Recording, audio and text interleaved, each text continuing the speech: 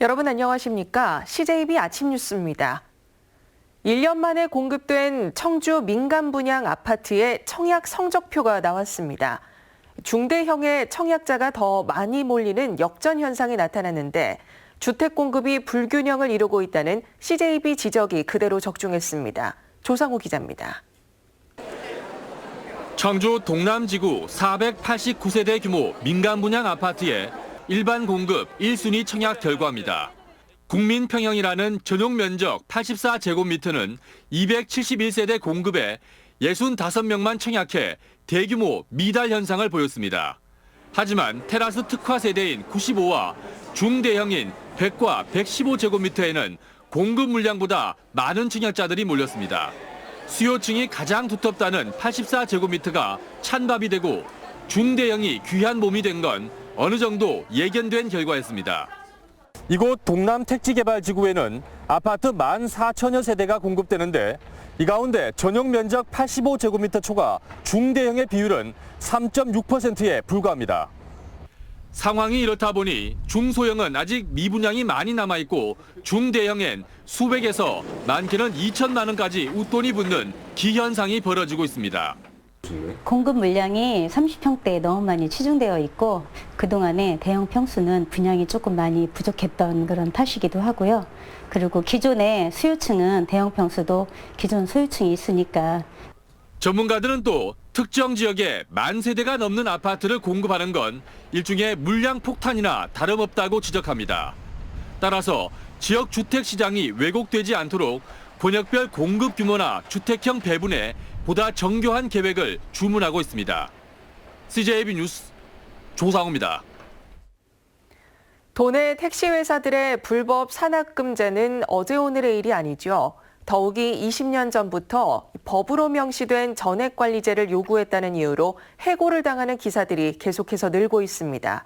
박원 기자가 보도합니다. 청주의 한 택시회사에서 근무하던 최세호 씨가 피켓을 들고 1인 시위에 나섰습니다. 회사 측이 최근 해고를 통보해왔기 때문입니다.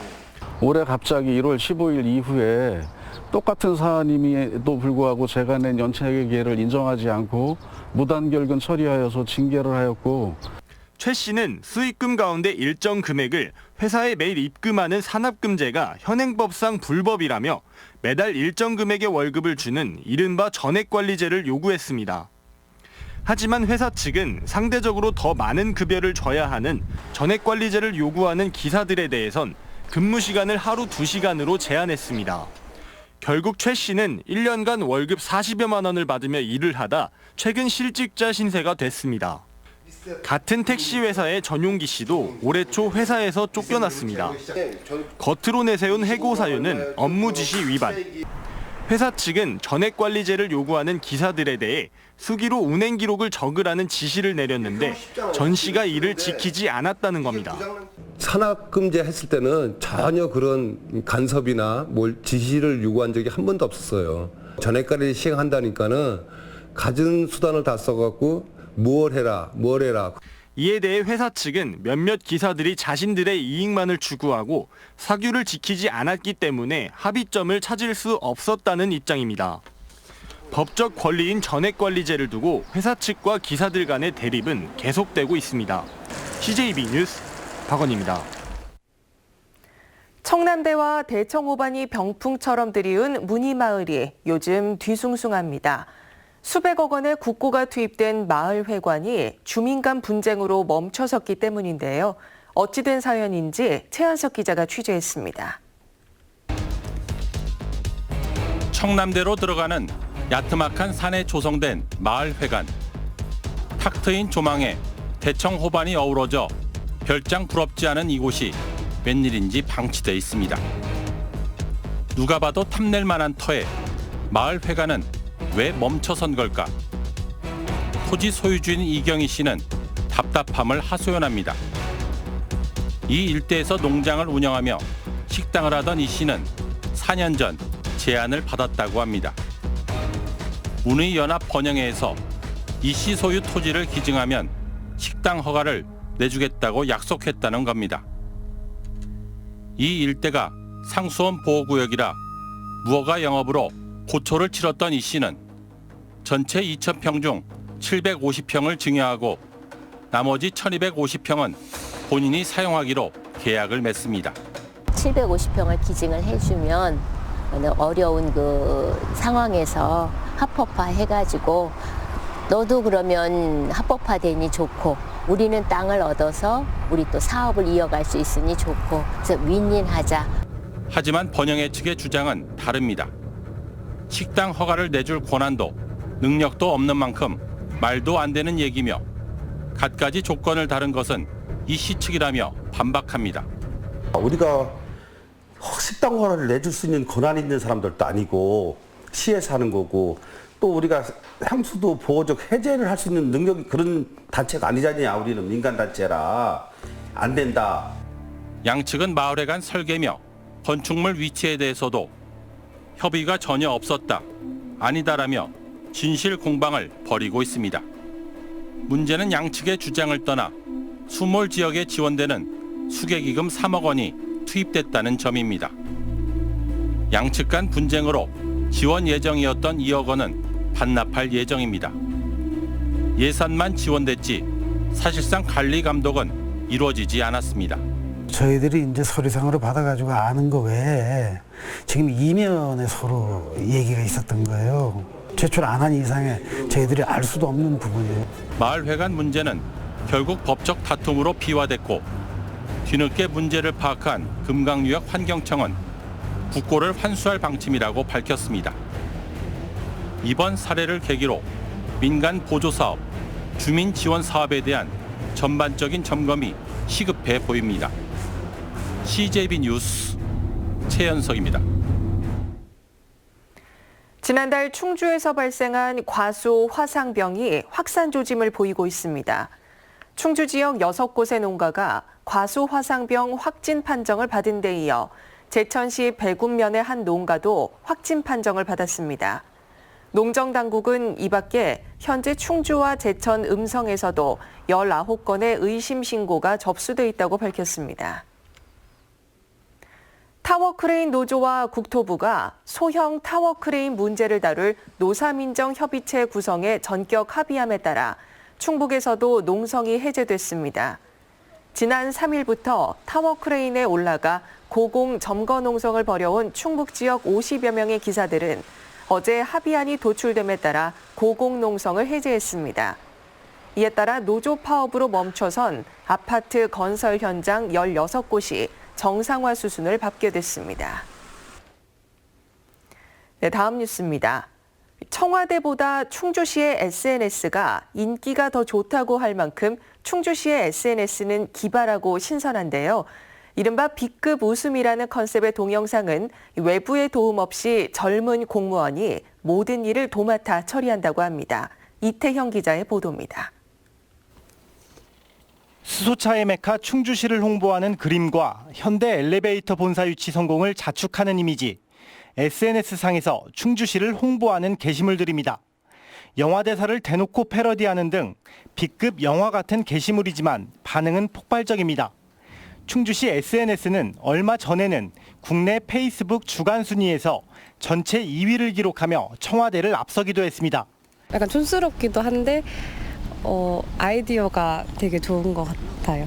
요즘에 페이스북뿐만 아니라 카카오톡 채널에서도 대부분의 공공기관들이 외부 업체와 전문가들에게 맡기는 것과 달리 충주시는 한 명의 공무원이 관련 업무를 모두 맡습니다.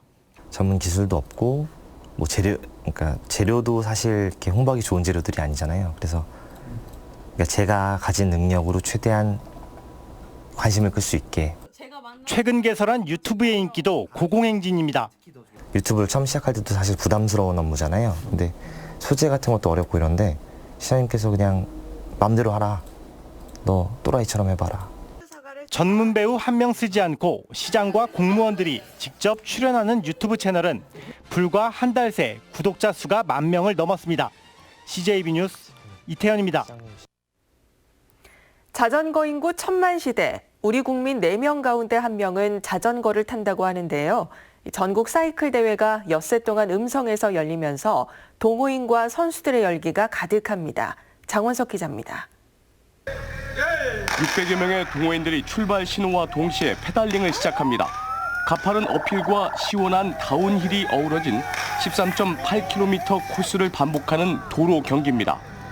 우수 선수에게는 국내 최대인 뚜르드 코리아와 DMG 국제 자전거 대회 출전권도 주어집니다. 남녀노소가 모두가 쉽게 즐길 수 있는 대중 스포츠로 전국 최대인 500m 벨로드럼 경기장에서는 학생과 일반 선수들의 경기가 한창입니다. 폭발적인 힘으로 상대를 따라잡고 치열한 자리 싸움을 벌이며 결승전을 통과합니다.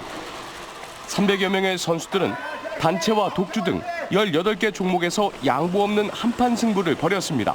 경기장이 넓어서 큰 시야로 이제 시합할 수 있는 게 큰 장점인 것 같아요. 전국 자전거 동호인 저변학대는 물론 전국에 우리 음성군 농특산물 홍보와 저희 경제가 약간 침체됐는데 우리 음성군 경제를 활성화하는 데 도모하고자 본 대회를 개최하게 됐습니다.